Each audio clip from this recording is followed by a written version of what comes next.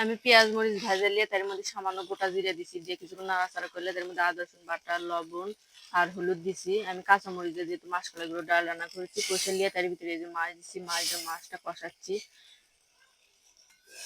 এই যে আমার মাছটা কষানো হয়ে গেছে, উপরে যে তেল ভেসে উঠছে।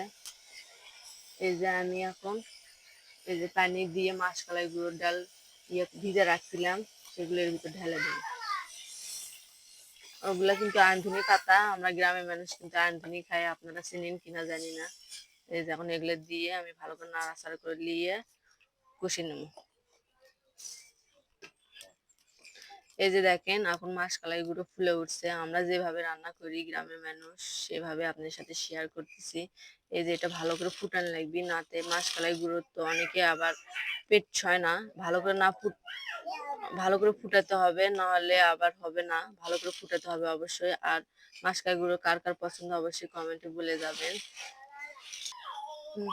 আমার কষানো হয়ে গেছে, এই যে আমি আবার পানি অ্যাড করে নিই।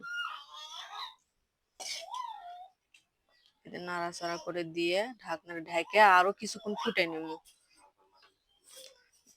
মাঝে মধ্যে নাড়াচাড়া করে দেওয়া লাগবে, নাতে লেগে যাবে, যেহেতু এটা মাসকলাই, আপনারা চিনেন কি জানি না। এই যে এখন ঢাকনাতে ঢেকে দেবো। এই দেখেন রান্না করতে করতে দেরি হয়ে গেছে, আপনাদের ভাইয়া তরমুজ নিয়েছে। এই তরমুজ নাকি 60-80 টাকা দাম নিছে।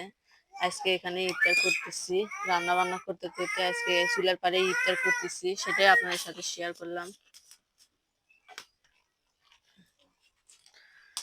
এই তো আমার মাসকলাই গুঁড়োর ডাল রান্না হয়ে গেছে। এই যে কালারটা দেখতেই পাচ্ছেন কেমন হয়েছে, অবশ্যই কমেন্টে বলে যাবেন। আজকের মতো এখানেই বিদায় নিচ্ছি, আর অবশ্যই আমার পাশে থাকবেন। অবশ্যই একটা লাইক একটা কমেন্ট করে যাবেন।